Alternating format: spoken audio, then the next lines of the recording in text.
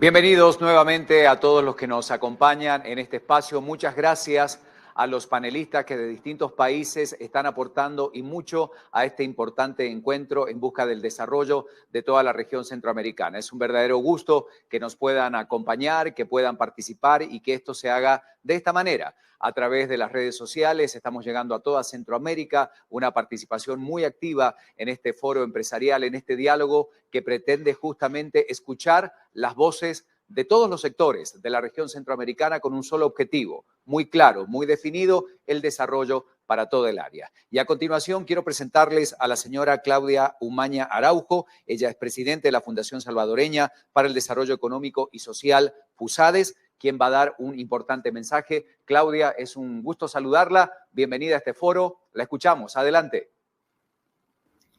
Sí, con mucho gusto. Lamento los desperfectos. Bueno, también hemos abordado estos grandes retos que enfrentamos como el cambio climático y tecnológico que nos invitan a migrar de la vieja economía a una economía más moderna y circular, en el que el tema de la buena gobernanza, la urgente necesidad de combatir el flagelo de la corrupción y el desmantelamiento de nuestra democracia sean elementos importantes. Desde FUSADES hemos venido impulsando el tema de la transparencia como eje transversal, ya que es el oxígeno de la democracia, que permite contar con gobiernos abiertos, la digitalización, prensa libre e independiente, una sociedad civil vibrante, mejor relación entre lo público y lo privado y un aprovechamiento de las oportunidades en los mercados internacionales. Así bien, para lograr un crecimiento sostenible es necesario un Estado de Derecho sólido, con instituciones fuertes, reconociendo que hay una deuda de la democracia en prestar mejores servicios públicos a todos los ciudadanos y además que, incluyendo el propio Estado, rindan cuentas de las leyes y que también todos cumplamos por igual. Necesitamos un clima empresarial en el que los inversores tengan previsibilidad y que las reglas del juego no cambien con medidas arbitrarias. Mucho de esto se ha hablado en esta noche y por eso también resaltamos que a nivel de todo el hemisferio se ha empezado una reflexión muy importante sobre el estado de la democracia, puesto que se está fatigando y eso se percibe en muchos países. Como sociedades no hemos logrado instalar democracias de calidad, lo cual genera frustración porque se han dejado atrás a grupos vulnerables, incluyendo a las mujeres, por lo que debemos de trabajar por la igualdad de oportunidades, así como integrar a tantos jóvenes a la economía formal, en lugar que se instale esa visión en donde sus sueños no pueden ser realizados en nuestros territorios y que la única opción es la migración. El esfuerzo es de carácter urgente en nuestros territorios y debemos de instalar ambientes de confianza, porque si no, la polarización y el lenguaje divisivo se continuarán expandiendo. Y nosotros ya podemos ver, por ejemplo, en nuestro país, una importante reducción del espacio cívico. Pero tenemos la firme convicción que los problemas de la democracia solo se resuelven con más democracia, con más diálogo, con más evidencia, con la pluralidad de las opiniones en lugar de la imposición de narrativas. La libertad de pensamiento favorece precisamente esa creatividad que se ha hablado en varios de los paneles. Además de que tenemos que modernizar nuestras sociedades para que estén a la altura del siglo XXI, que ciertamente cada día es más acelerado, interconectado e individualista. Debemos de innovar, escuchar más, generar nuevas alianzas como la que ahora estamos invitando a que se profundice. Todos debemos de contribuir a una cultura política mucho más sana y abordar nuevas temáticas, a darle significado a la palabra democracia y hacerlo a través de las distintas formas de comunicación. Les agradecemos su compañía en este valioso espacio y esperamos que los diferentes paneles y presentaciones que han ocurrido ayuden a provocar reflexión que añada valor y que nos permita co-crear soluciones innovadoras, audaces e integrales que nos permitan sentar las bases para lograr un desarrollo sostenible, inclusivo y resiliente en nuestra región. Cierro con las palabras de Peter Drucker. El mayor peligro en tiempos de incertidumbre no es la incertidumbre en sí misma, sino actuar bajo la lógica del ayer. Feliz tarde. Nos gustó mucho compartir esto con todos ustedes que están en este foro, pero la agenda continúa. Y tengo el placer de presentar al señor Juan Carlos Páez, presidente de la Fundación para el Desarrollo de Guatemala, Fundesa, quien tiene algo importante para compartir con nosotros. La agenda continúa, así que por favor quédense porque todavía hay mucho más para compartir en este diálogo. Muy buenas tardes. Un saludo a las juntas directivas y socios de ANEP de El Salvador, de COEP de Honduras, CACIF de Guatemala, FUSADES de El Salvador, así como a los diferentes líderes empresariales, organizaciones sociales y académicas, así como de diferentes sectores que nos acompañan de la región. Gracias por todo el esfuerzo institucional de trabajar de forma conjunta en esta segunda edición del Diálogo Empresarial 2021. Quiero enviar un saludo muy respetuoso también a Patricia de Parras, directora de FUSADES y ANEP, que apoyó en la dirección de este esfuerzo y que hoy no nos pudo acompañar por problemas de salud. Esperamos que te recuperes pronto, Patricia. Realmente aprecio el que se esté dando este esfuerzo conjunto. Desde Fundesa somos conscientes de la importancia de aumentar la comprensión y la cooperación entre diferentes instituciones regionales en Centroamérica, con lo cual estamos completamente comprometidos. Es fundamental para lograr ese gran reenfoque que hemos escuchado a lo largo de las diferentes charlas e intervenciones de esta tarde, que lo veamos. En el caso de Guatemala, desde Fundesa, hemos apoyado al país desde el principio de la pandemia del COVID-19 en apoyar al gobierno a fortalecer su capacidad de compras y suministros, no solo aportando pruebas de COVID y otros insumos por más de 2.4 millones de dólares, sino acompañando al Ministerio de Salud Pública a que tenga un mejor sistema de compras a través de la capacitación y formación técnica de su personal y un sistema de control electrónico que permite ver en el tiempo real los inventarios de los hospitales. En materia económica, la iniciativa Guatemala no se detiene, que cuenta con insumos financiados por el sector privado a través de Fundesa, ha sido capaz de dotar al país de herramientas estratégicas y técnicas para focalizar los esfuerzos de atracción de inversión, capital humano y certeza jurídica.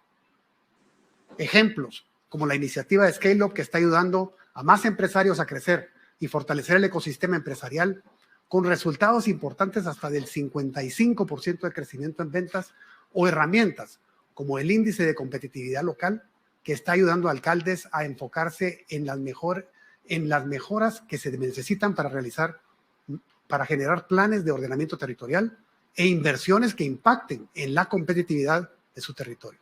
Son parte importante del legado que Fundesa deja al país en el año 2021.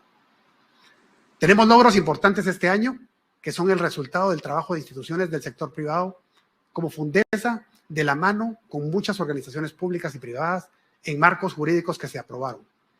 Está la ley de leasing, zonas francas, la ley de simplificación de trámites, el haber logrado en el Congreso que se dejara un fondo para becas de inglés por 9 millones de dólares en el presupuesto del año próximo, la creación de la ventanilla única de construcción que está facilitando el avance inmobiliario en el país, y la aprobación del contrato que permitirá la carretera de Escuintla a Puerto Quetzal. Son sin duda avances importantes que están teniendo un impacto positivo en que Guatemala hoy vaya a cerrar con un crecimiento por encima del 6%. Esto nos debe inspirar a que cuando trabajamos juntos, gobierno, sector privado y autoridades locales, podemos lograr avances importantes. Centroamérica tiene muchos retos, pero también es una región llena de oportunidades. Si seguimos trabajando juntos por luchar contra la corrupción, fortalecer las instituciones y generar una agenda clara de atracción de inversión y competitividad, poner a los centroamericanos al centro de la conversación para generar oportunidades de desarrollo es crítico en este momento, y pasar de los números fríos a los proyectos concretos que acerquen a la población y le permitan una mayor oportunidad de desenvolverse en los ámbitos que consideren más convenientes, con prosperidad y paz.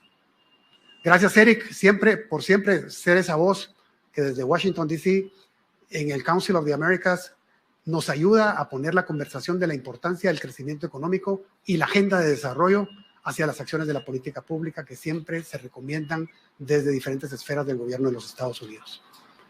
También aprovecho para agradecer a todos los panelistas que nos ayudaron a enfocar en las oportunidades de atracción de inversión para la región, así como las prioridades en materia de infraestructura productiva, transformación tecnológica para una mejor sociedad, lucha contra la corrupción y fortalecimiento institucional. Son, sin lugar a duda, esfuerzos que debemos seguir trabajando para mejorar la productividad laboral de nuestra región, pero el poder reenfocarnos con una visión clara de indicadores y de proyectos concretos seguramente puede ser la diferencia en el largo plazo. Por último, quiero dejar un mensaje de agradecimiento para Cayetana Álvarez de Toledo, quien acaba de publicar su último libro, Políticamente Indeseable, el cual se los recomiendo porque demuestra la valentía que no hay tarea más importante que la política y que el verdadero liberal. Es un militante de la razón y un guerrero cultural, por lo cual no es un combate fácil. Este es el mensaje con el que quisiera agradecer en nombre de Fundesa el que nos sigan acompañando en este segundo Diálogo Empresarial 2021, porque definitivamente la defensa de la democracia liberal en nuestros países debe continuar y solo debemos lograr avanzar si los empresarios de la región nos conocemos más. No hablamos más y trabajamos juntos proyectos que tengan el mismo propósito, de tener una región con más y mejores oportunidades. Desde Fundesa seguiremos comprometidos con la estrategia que hemos trazado para los próximos años. Es una propuesta de generar proyectos que ayuden al fortalecer el capital humano, la infraestructura, la certeza jurídica en Guatemala, en la región, así que estoy seguro que juntos las cúpulas empresariales y los centros de investigación de la región podremos seguir avanzando en este grandísimo esfuerzo. Muchas gracias.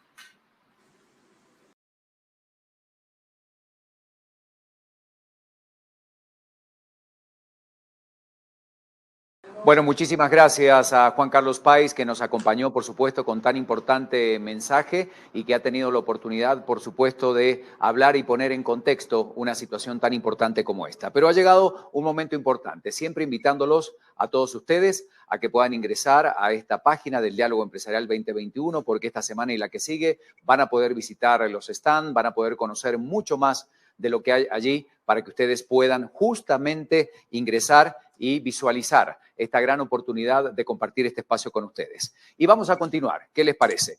Para concluir este importante evento de gran relevancia para la región, agradecemos, por supuesto, que usted nos haya acompañado durante toda esta tarde y quiero presentar a este personaje que realmente vale la pena escuchar. Se trata de Cayetana Álvarez de Toledo, una de las políticas, periodistas e intelectuales españolas más reconocidas de su generación. Cayetana, quiero contarles, anoté todos los datos para que realmente usted no se pierda toda la trayectoria tan grande que tiene este gran personaje. Ha causado un gran impacto en la política española como diputada, primero por Madrid, 2 legislaturas, desde abril de 2019 por Barcelona. Fue portavoz del Grupo Parlamentario Popular en el Congreso hasta agosto del año 2020. Se ha destacado por su vibrante defensa de la democracia liberal frente a sus enemigos, el populismo, el nacionalismo, el separatismo y las políticas identitarias. Como periodista, ha destacado por sus inteligentes análisis políticos, sus incisivas entrevistas a grandes figuras políticas e intelectuales de nuestro tiempo. Siempre se ha destacado justamente por preguntar y por sacarle lo mejor a cada uno de los entrevistados. Cayetana ha recibido numerosos reconocimientos a nivel internacional, es licenciada y doctora por la Universidad de Oxford y será un gusto poder escucharla. El tema es más que importante, la defensa de la democracia liberal. Cayetana, bienvenida. Yo sé que me quedé corto porque realmente su trayectoria es impresionante, la cantidad de cosas que ha hecho, pero sobre todo el aporte tan valioso a través de su trabajo periodístico. La escuchamos. Bienvenida a Centroamérica y el foro es suyo. Adelante, por favor.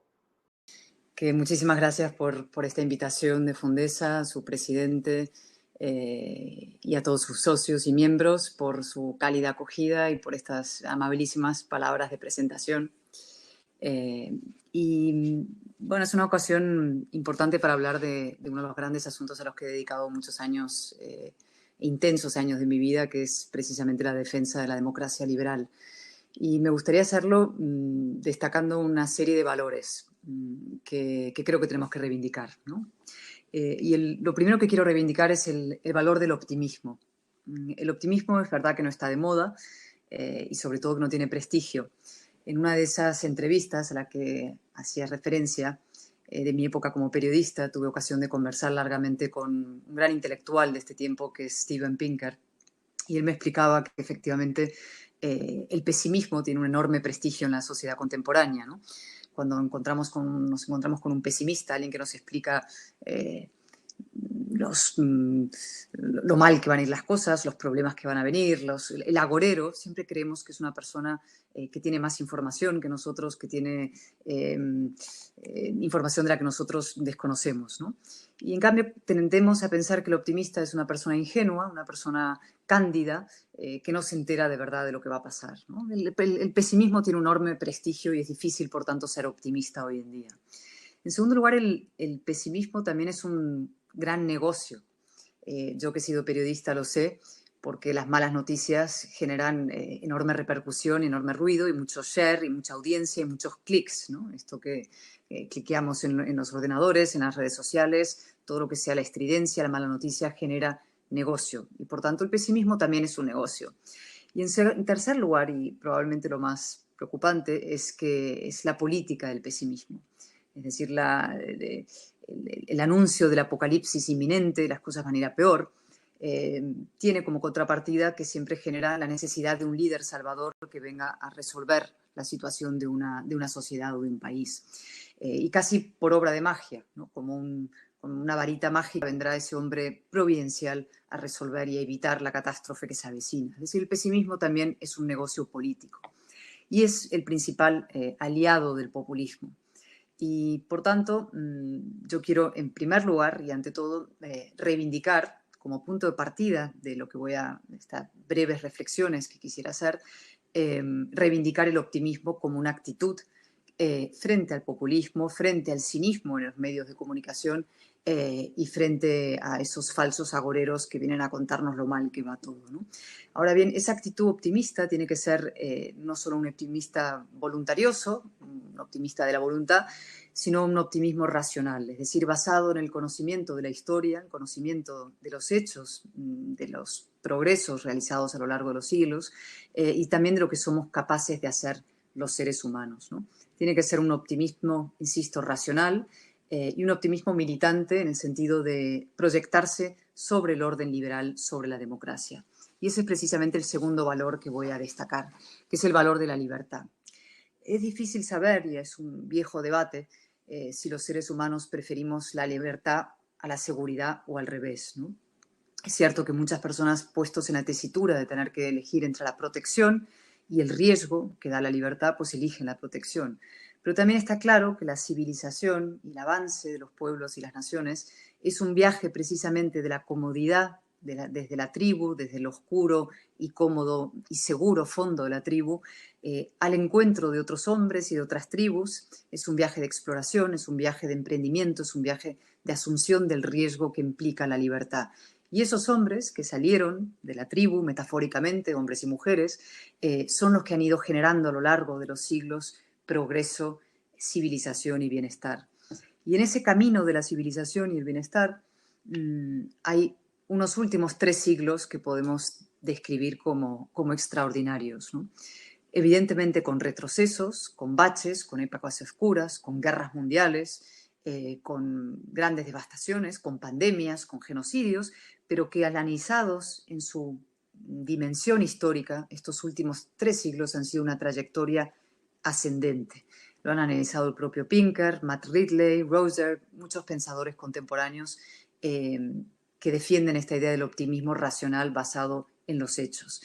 Y ese optimismo racional no ha ocurrido, o ese progreso, perdón, no ha ocurrido simplemente porque sí, ha ocurrido porque se han aplicado a lo largo de estos siglos una serie de ideas que han funcionado y que funcionan.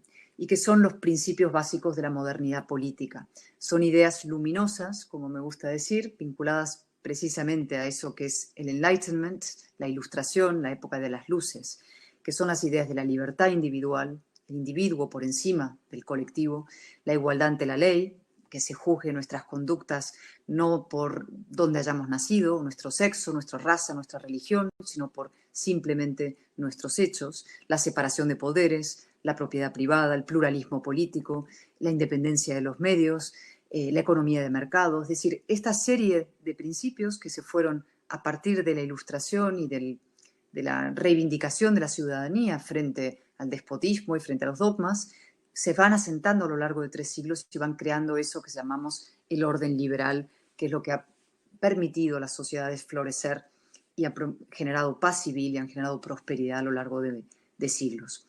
Ese anhelo de libertad y esos valores, y esto es muy importante subrayarlo, no son un lujo de los países ricos, no son un lujo que solamente se puedan permitir los países más avanzados. Esa es una de las grandes mentiras y falacias de un sector de la izquierda, sino es una necesidad vital de los seres humanos y un derecho de los seres humanos, vivan donde vivan.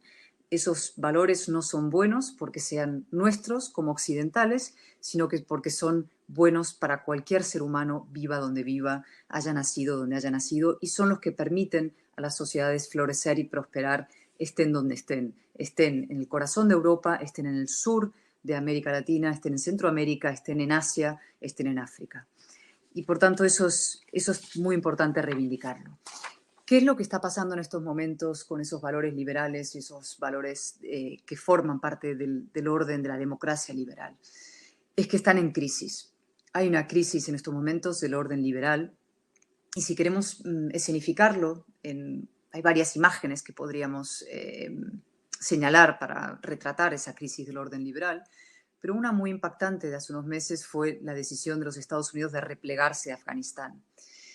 Fue una decisión que toma la primera potencia militar y económica del mundo de retirarse de un país. Es un repliegue físico, es un repliegue político, es un repliegue también intelectual y moral del orden liberal. A partir de la idea de que estas ideas de libertad no se pueden imponer como si fueran simplemente nuestras y no derechos universales. Y yo quiero decir, y para intentar seguir avanzando en esta reflexión, que esa intervención, y aquí no hablo militar, hablo de una intervención moral, política, de implicación, es una obligación moral con nosotros mismos y con nuestros seres humanos hermanos, por definición. Es decir, yo como española que soy, mezcla de Argentina, pero también como demócrata, me siento interpelada por lo que pase en Afganistán, como me siento interpelada por lo que pase en Venezuela o lo que pase en Honduras, en El Salvador. Es decir, tenemos una obligación con nosotros mismos como demócratas también de implicarnos afectivamente, intelectualmente y políticamente en lo que pase en otros países.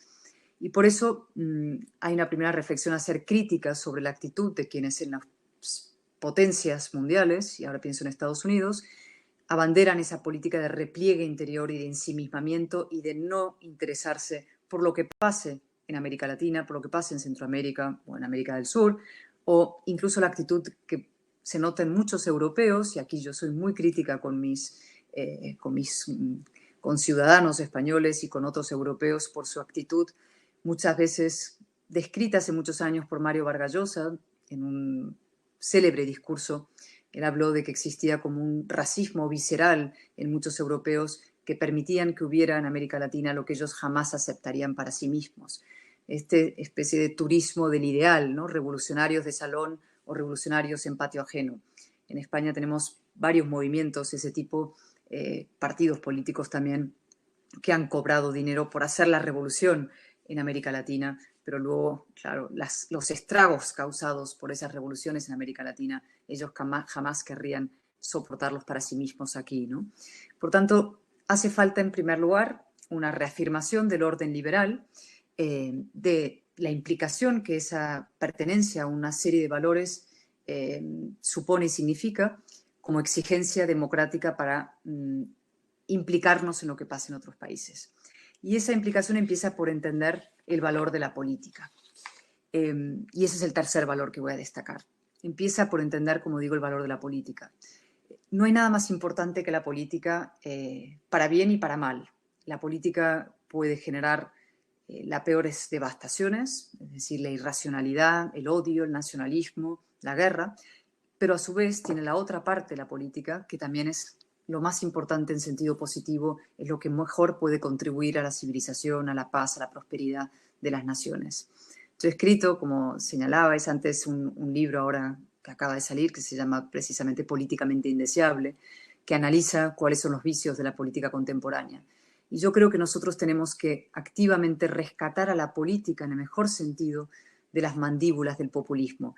Cuando nos alejamos de la política, no nos implicamos en la política, permitimos que el populismo sea quien secuestre de alguna manera la política y se haga con ella y la convierta en la peor versión de la política.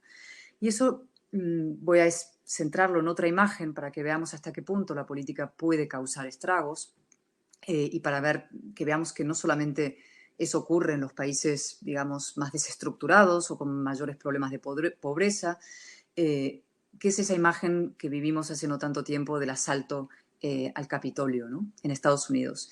Eso es una imagen que simboliza como pocas el triunfo de la irracionalidad en la política, nada menos que en la sede de la democracia más importante del mundo, lo cual demuestra que el populismo y la degradación de la democracia puede ocurrir en cualquier lugar del mundo, no solo en los países donde hay miseria, donde hay pobreza, donde hay conflictividad o violencia, ¿no? Y estamos, por tanto, ante un fenómeno mundial que tiene versiones de distinto tipo, de izquierdas y de derechas, pero que, insisto, puede afectar tanto a los grandes países y potencias como a los pequeños países más desestructurados del mundo. En lo que afecta a América Latina o a Centroamérica y nos pasa a nosotros en España, generalmente estos fenómenos son de corte tradicionalmente de izquierda radical, y están teniendo una fuerza abrasadora.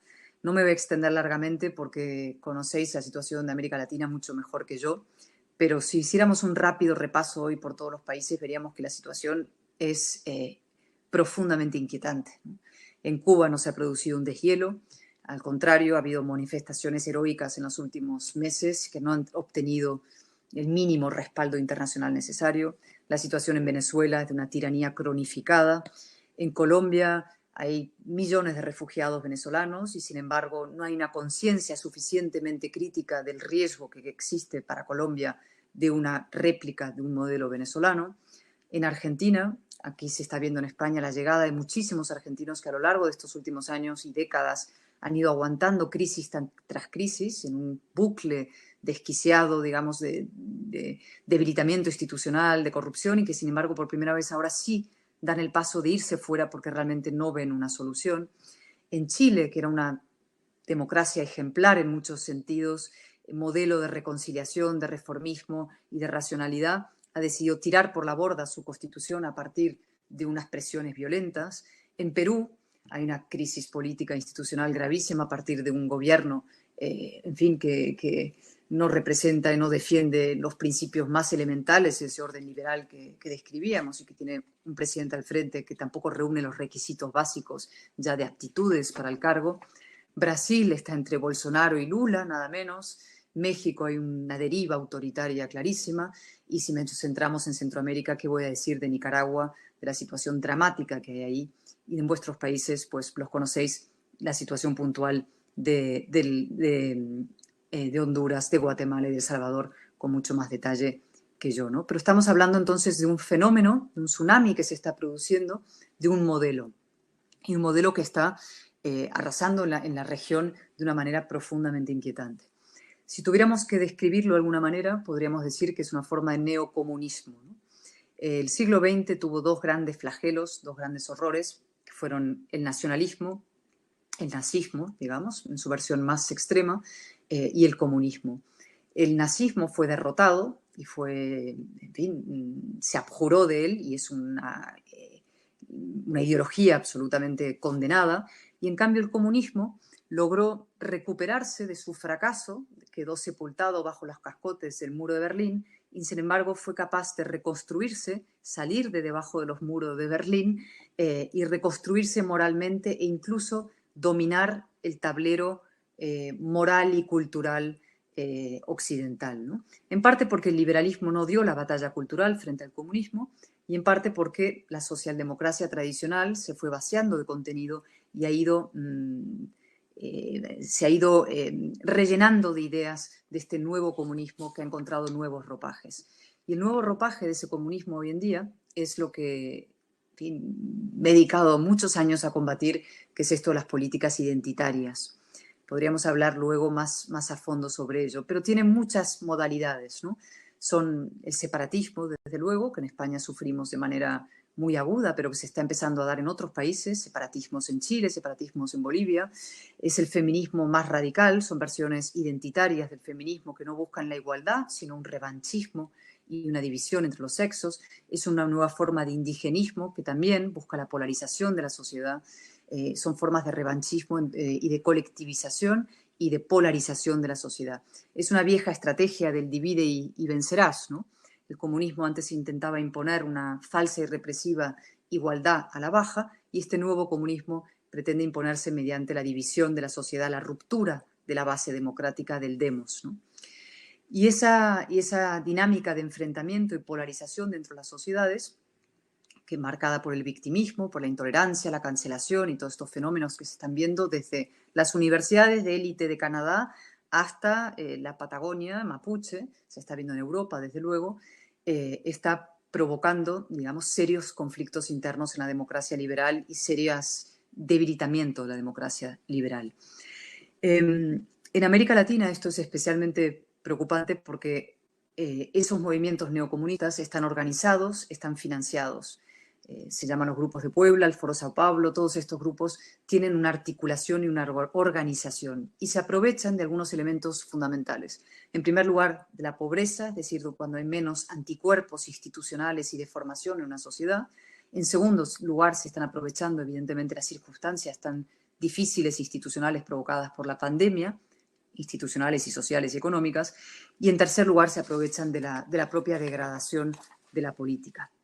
Por tanto, el cuarto valor que hay que reivindicar cuando hablamos de esto es el valor de la política en el sentido de la defensa de la verdad.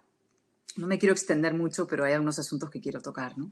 Uno de los grandes problemas contemporáneos es que las palabras han dejado de significar y han dejado de pesar en el debate público, ¿no? El populismo y la izquierda son maestros en la tergiversación lingüística. Es decir, por ejemplo, utilizan la palabra paz, que es una palabra muy bonita, cuando en realidad quieren decir impunidad para determinados grupos. O hablan de diálogo, eso es un clásico, se utiliza la palabra diálogo cuando lo que se quiere decir es claudicación ante determinados grupos. Se utiliza mucho en Venezuela, ¿no? El diálogo con el gobierno, el diálogo lo que quiere decir es dar oxígeno a la dictadura, ¿no? O se hacen llamar progresistas cuando lo que están promoviendo en realidad es una involución y es una regresión del orden liberal. Y esa degradación de las palabras afecta a la realidad y afecta a las instituciones y a los hechos. Si nosotros no llamamos a las cosas por su nombre, no llamamos dictaduras a las dictaduras, pues esas dictaduras es como si no lo fueran. Pasó durante años con Venezuela, ha pasado en España hace poco, cuando los propios gobiernos se negaban a llamar dictadura a la dictadura cubana, ¿no? Que parece insólito 60 años después que eso pueda suceder, pero es una manera de blanquear los regímenes y blanquear la realidad. Y probablemente la palabra más tergiversada hoy en día es la propia palabra democracia, ¿no? Hoy en día se llama, y estos regímenes y estos movimientos llaman democracia prácticamente a cualquier cosa, ¿no? Basta con ser votado, basta con que haya una elección para que eso sea democracia. Y eso no es verdad. Eso ha ocurrido también en la propia España, en Cataluña, que tuvimos un proceso separatista, pero pasa en muchos países de América Latina y más allá. Es decir, el mero hecho de votar y de elegir basta para justificar la persecución de la oposición, el cierre de los parlamentos, el manoseo del Poder Judicial, la confinación de las poblaciones sin garantías constitucionales, el acoso a los medios de comunicación. Es decir, como a mí me han votado, tengo derecho a hacer lo que sea.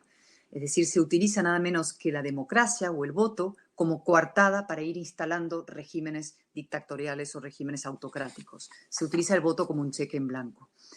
Y eso tiene un efecto perverso, además, porque las personas que se oponen y critican esos procedimientos antidemocráticos son inmediatamente tachados de radicales, tachados de fascistas, tachados de reaccionarios, ¿no? Se invierte el mundo, es como el mundo de Alicia, el país de las maravillas, donde las cosas no significan, sino significan lo contrario de lo que son. Es un mundo orwelliano, ¿no? Por tanto, quinto valor que hay que también destacar para hacer frente a esta situación es el valor de la razón. Junto al valor de la verdad, y que las palabras signifiquen lo que signifiquen, tenemos que defender el valor de la razón. Porque ese es el otro mecanismo que utilizan estos regímenes, que es la exaltación de los sentimientos frente a las razones, la exaltación emocional de los pueblos y de la gente, ¿no?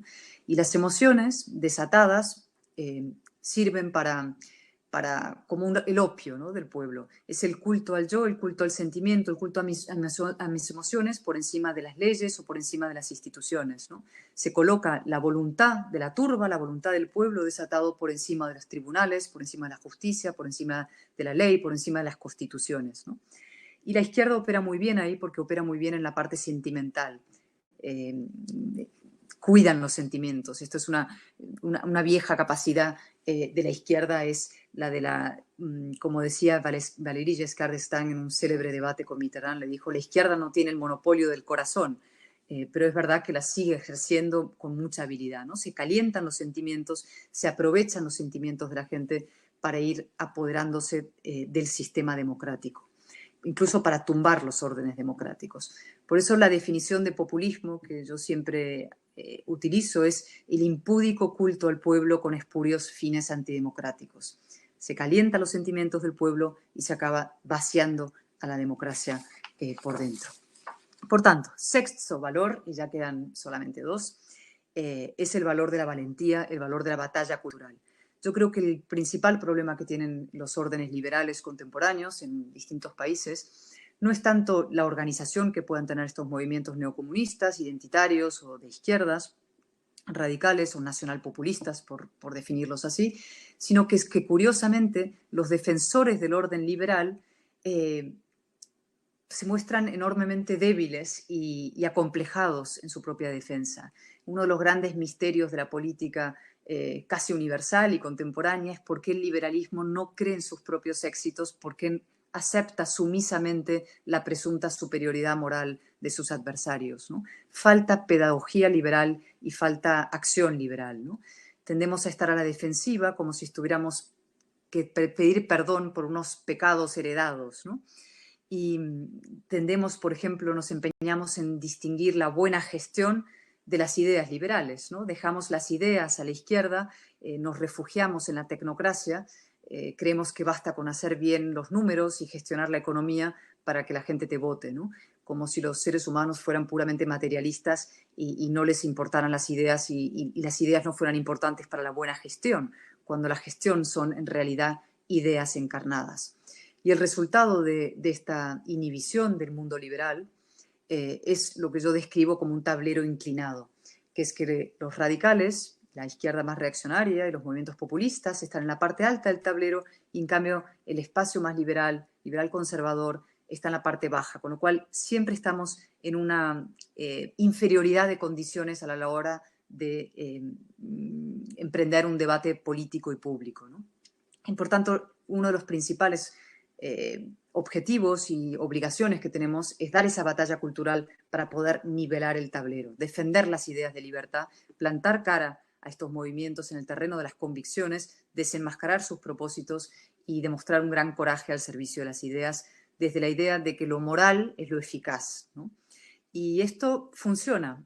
Y quiero poner como ejemplo lo que sucedió en la Comunidad de Madrid, donde se dio una gran batalla desde las ideas, se planteó la disyuntiva entre libertad y comunismo, entre libertad y ese socialismo radicalizado, y se ganaron unas elecciones a partir de la defensa a ultranza y con mucha claridad y con mucho coraje de un modelo de libertad y de apertura.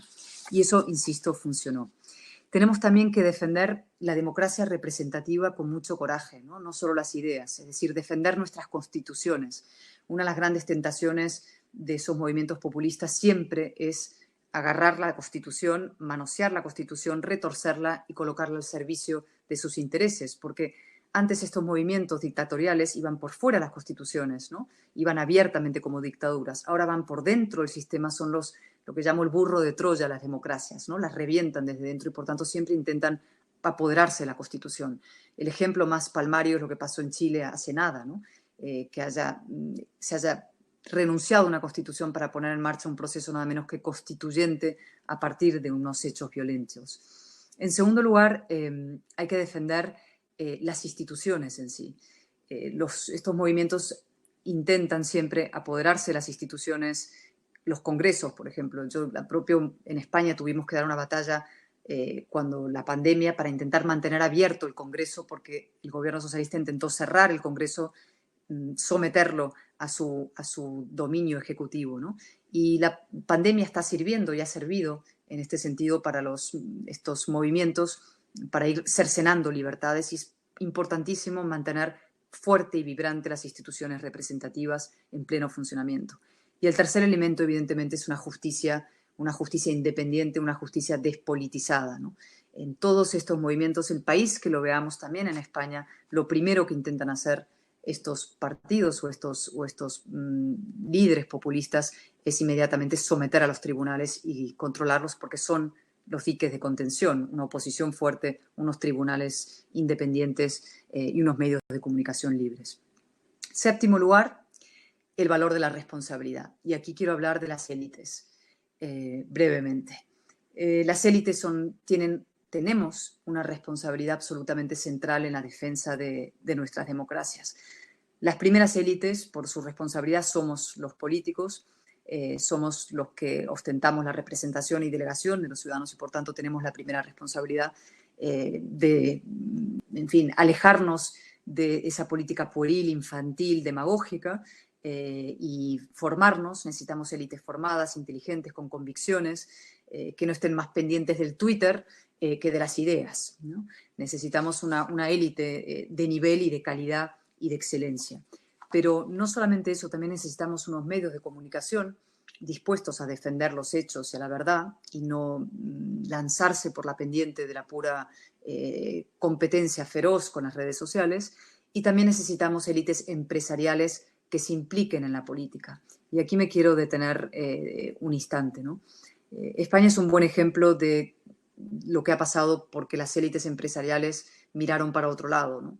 España y los problemas que ha habido en Cataluña, muy profundos, y en la propia España en general, en parte son el resultado de que las élites económicas participaron en parte, hicieron negocio con la erosión de los valores de la democracia, pasó en Venezuela también, o porque miraron para otro lado, tuvieron una actitud un poco funcionarial, ¿no? Como si la democracia fuera algo que se gana para toda la vida y no hay que luchar para mantenerla y defenderla, ¿no?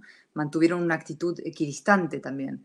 Y es muy importante que las élites de un país económicas se den cuenta de que no pueden alejarse de la política, que la política es demasiado importante como para dejarla simplemente en manos de populistas y demagogos, que hay que invertir en democracia, hay que invertir en liderazgos, hay que mirar a nuestros países y ver quiénes son los jóvenes que sí pueden representar estos valores liberales e intentar aupar y ayudar y proteger y promover a esa juventud política para que nuestros órdenes constitucionales y democráticos funcionen, ¿no? Porque no va a haber prosperidad sin seguridad jurídica, no va a haber negocios si nuestros países están en manos de estos regímenes.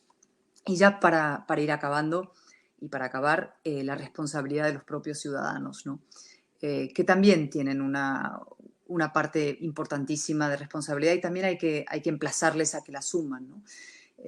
Los políticos tienden a tratar a los ciudadanos como menores de edad o como clientes, ¿no? Que siempre tienen la razón, no quieren decirles nada que sea desagradable por miedo a que no les voten, ¿no? Pero yo creo que las sociedades maduras y las sociedades adultas merecen ser tratadas como tales y los políticos tenemos que tratar a los ciudadanos diciéndoles la verdad, ¿no? Y la verdad significa a veces explicarles que hay sacrificios que hay que asumir, que salir, por ejemplo, de una pandemia no es fácil, que resolver las desigualdades profundas en un país requiere reformas también, que no hay soluciones mágicas a los problemas de la sociedad y que todo lo que sean ofrecer soluciones mágicas o ficticias es frustración para mañana, ¿no? Yo lo digo a veces, digo que decirle a los jóvenes, ¿no? El cielo en la tierra no existe, pero la tierra tampoco es un infierno, es decir, a partir del principio de la realidad y del reconocimiento de cuál es la situación real de nuestro país, podemos asumir unos sacrificios que sean útiles o emprender un camino que sea útil para sacar un país adelante, ¿no? Desde el realismo y la verdad. La desigualdad, evidentemente, en los países en Centroamérica y Latinoamérica es un problema difícil de resolver, que además se va a hacer más difícil en los próximos años por algunos grandes asuntos sobre la inteligencia artificial, las nuevas clases superfluas y todos estos asuntos de los que hablan algunos pensadores como Harari, ¿no? Y hay mucha gente, es verdad, que vive con incertidumbre, con miedo, con inseguridad. Y esa gente con inseguridad y con incertidumbre es, como se puede decir, carne de cañón para los movimientos populistas y autoritarios, ¿no? Empiezan a mirar mucha gente modelos alternativos a la democracia, al modelo chino, como una solución a los problemas de sus sociedades. Pero por eso es tan importante que quienes somos demócratas y sabemos que solamente el orden liberal, democrático, es el que puede generar paz civil y prosperidad real, regeneremos nuestras democracias y acompañemos a esas sociedades con planes realistas, con planes ambiciosos, pero basados no en falsas promesas, sino en el auténtico decir la verdad a la gente. Y la gente agradece cuando uno explica las cosas con coraje y con verdad, ¿no? Quien te promete el gratis total y las soluciones mágicas te está mintiendo, ¿no? Eso no es la solución, no viene por el populismo, sino por la verdad política, por la gran política. Y ya para acabar, el valor de la unidad. Necesitamos en nuestros países, y muchos de nuestros países están sufriendo los mismos procesos de fragmentación política, necesitamos construir alternativas a partir de la unidad. Y eso pasa en Chile, pasa en Argentina, en Perú, en México, en España, en Venezuela. El principal aliado de estos movimientos populistas y neocomunistas es la división y el desistimiento de lo que yo llamo muchas veces el espacio de la razón, ¿no? Que es un espacio muy amplio que tiene sensibilidades distintas, pueden haber liberales o más conservadores, gente más socialdemócratas, pero que defendemos esos valores del orden liberal común. Y nosotros tenemos que trabajar conjuntamente ese espacio frente a los populismos y los nacionalismos. Tenemos que aparcar nuestras diferencias y poner en pie alternativas políticas sólidas y fuertes y unidas. Tenemos que para eso tener generosidad, visión de Estado y establecer verdaderas alianzas patrióticas, digamos, democráticas y basadas en el común y transversal respeto a esos valores de la modernidad política. Y esa reagrupación, y con esto mi última idea, hay que hacerla dentro de nuestros países, pero también a nivel regional e incluso a nivel, podemos llamarlo iberoamericano o transatlántico, ¿no? La Constitución de Cádiz, que fue ese gran monumento al liberalismo, que duró tan poquito, pero que fue tan brillante, en 1812, hablaba de los españoles de ambos hemisferios que se juntaron para hacer frente a la represión autoritario francés, en este caso, ¿no? Eran los españoles de ambos hemisferios.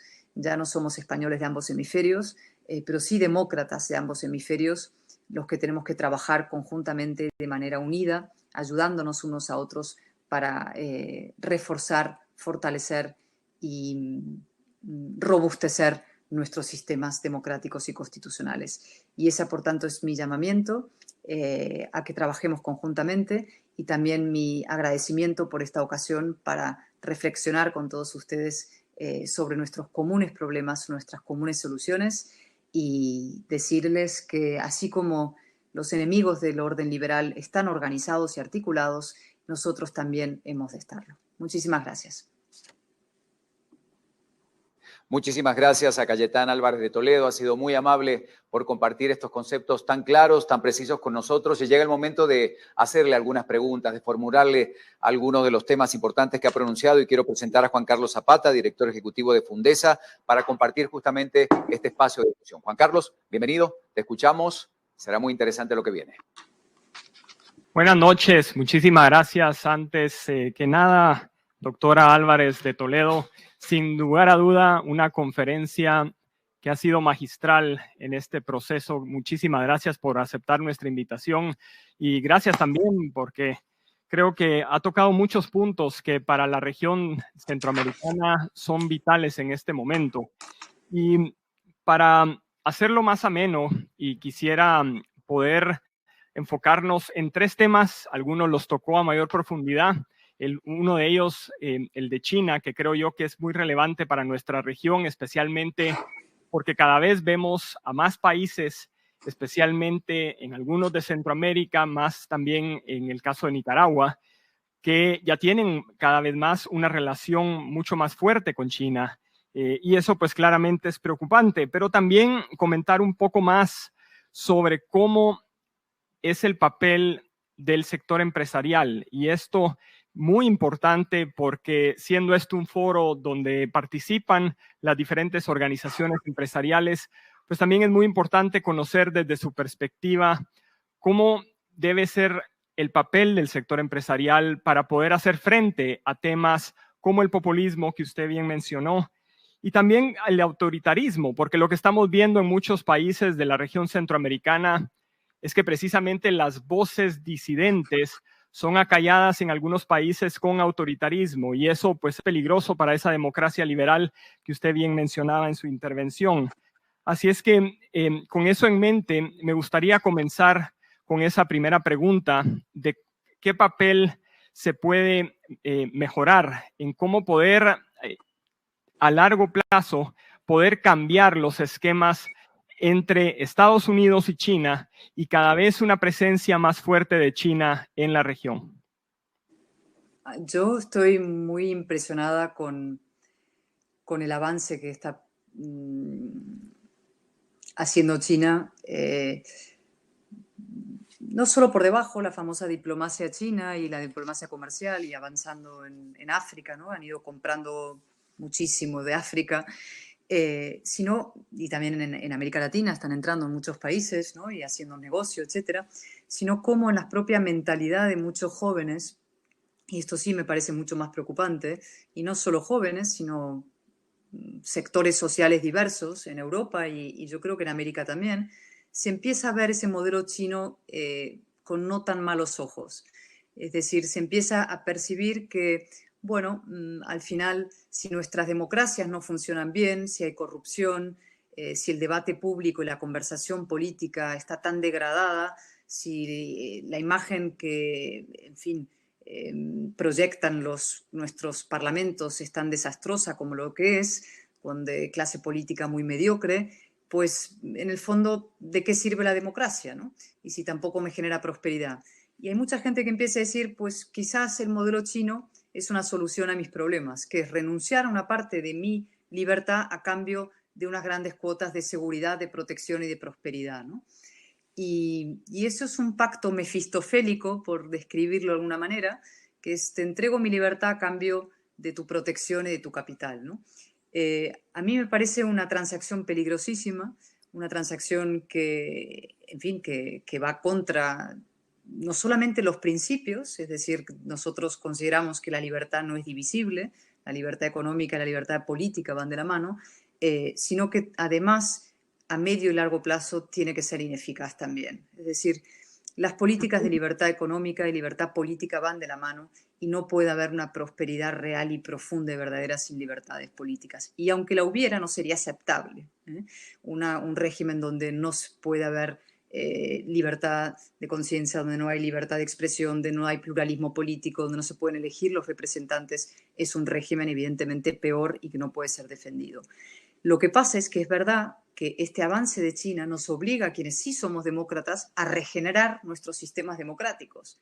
No podemos permitirnos ya tener democracias que no funcionan bien, porque entonces estamos dando la coartada perfecta a esos regímenes autoritarios para rellenar el vacío que nosotros estamos dejando en las mentes, corazones, haciendas y estructuras de nuestros pueblos, ¿no? Y por tanto es una llamada de atención muy, muy fuerte. Lo que está pasando con el avance de China en los electorados y en la sociología general.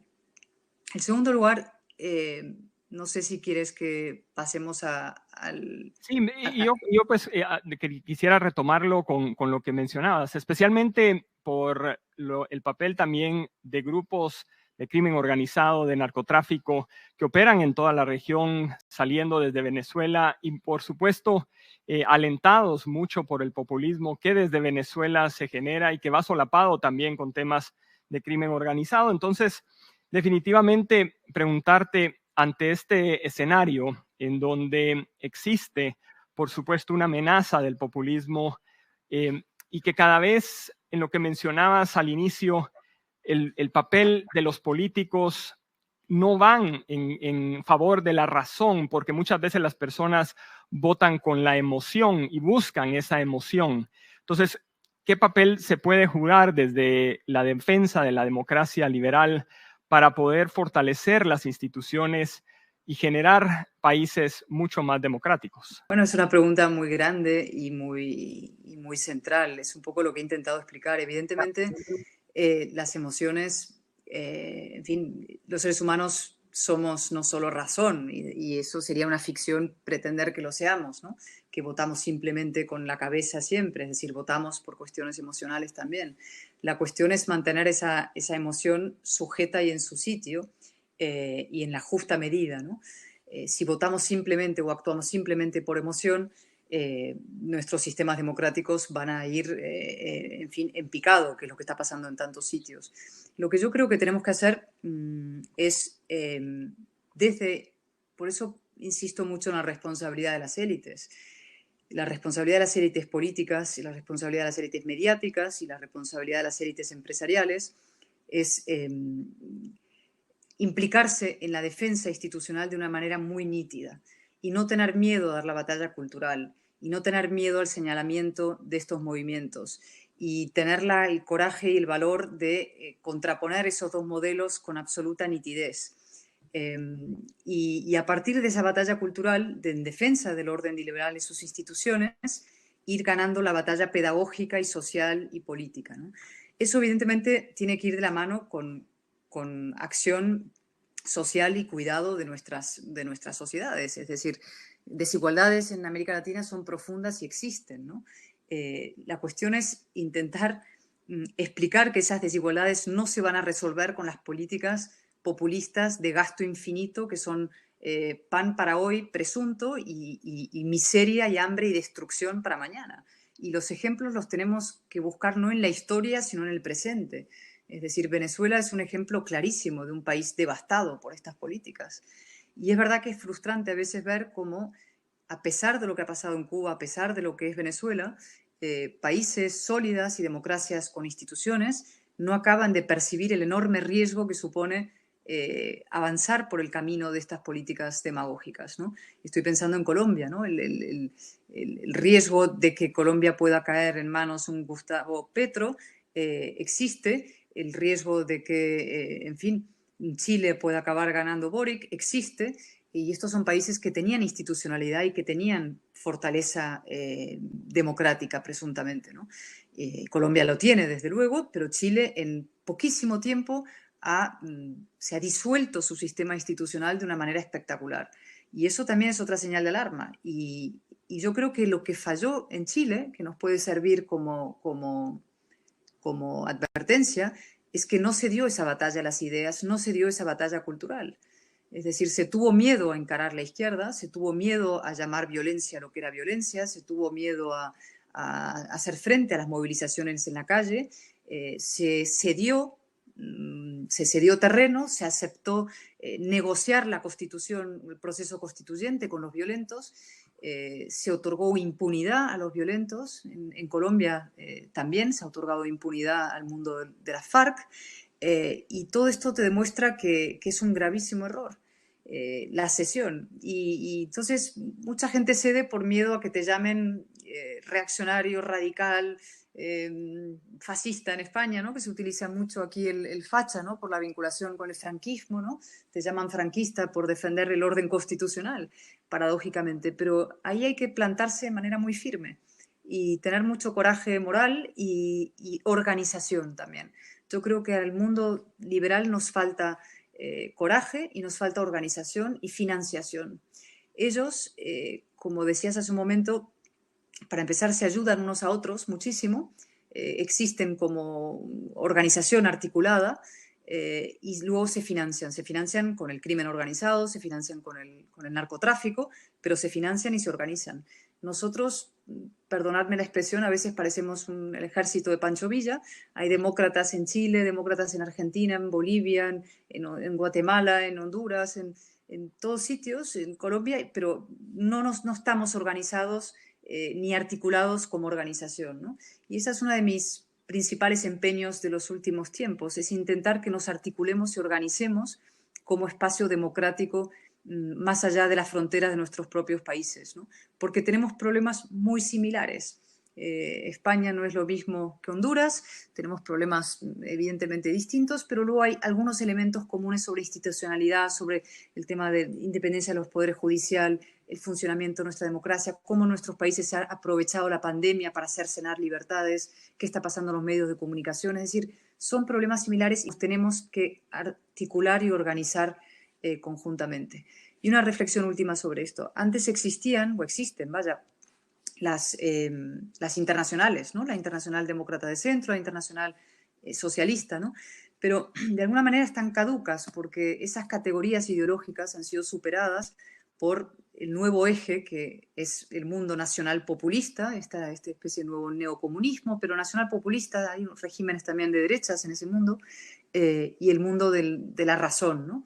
Y lo que tenemos que hacer es que ese espacio de la razón tenga una articulación. Y yo propongo que eso lo organicemos, es decir, que gente que estamos, y aquí digo no solamente en el mundo académico, intelectual o periodístico, sino gente que estamos en la política activa, formemos un grupo y nos articulemos como grupo visible de demócratas de ambos hemisferios y que trabajemos y nos ayudemos mutuamente y tengamos una voz común frente a problemas comunes. Y eso requiere organización, estructura y por eso digo que los empresarios tienen que implicarse e invertir en democracia también, ¿no? Yo sé que es muy incómodo hablar de esto y a mí me da mucho pudor siempre hablar del dinero, ¿no? De esta manera, pero creo que nuestras élites económicas, y hablo en el caso de España, es clarísimo lo que ha sucedido, se desentendieron de los problemas de democracia y permitieron que sucedieran cosas que acabaron en un golpe de Estado en Cataluña y una ruptura de la convivencia en Cataluña, y Cataluña ha entrado en un proceso de decadencia cuando era el motor económico de España, o que la propia España esté ahora en manos de un gobierno formado por lo que era una vez el Partido Socialista, que ahora es un cascarón vacío, un partido Podemos, que es un partido vinculado al chavismo y a todos los movimientos más radicales y reaccionarios, con una vicepresidenta abiertamente comunista, y con partidos separatistas, incluso partidos filoterroristas, es decir, es un conglomerado que no augura nada bueno para la democracia y el orden liberal español, ¿no? Y por tanto, como mensaje esencial es coraje, unión y movilización. Y con todo eso necesitamos estructura y organización y articulación. Muchísimas gracias, Cayetana. Sin duda, pues muchas de las preguntas que teníamos pues, fueron respondidas en esta última frase de la importancia de poder participar, de poder involucrarse en todos estos esfuerzos. Sin duda, esta iniciativa del diálogo empresarial que reúne a empresarios de diferentes países de Centroamérica es un ejemplo claro de lo que se puede lograr cuando todas las organizaciones trabajan con un mismo propósito. Te dejaría para un mensaje final. Tenemos a muchos empresarios conectados en las redes sociales y en la transmisión. Y por supuesto, medios de comunicación, que también tú como periodista tienes un mensaje importante también que transmitir en eso que mencionabas, que muchas veces las malas noticias venden. Vaya que eso es cierto en Guatemala. Hemos visto muchas primeras planas donde la mala noticia va de primero. ¿Cómo lograr cambiar eso y qué mensaje dejarías para concluir?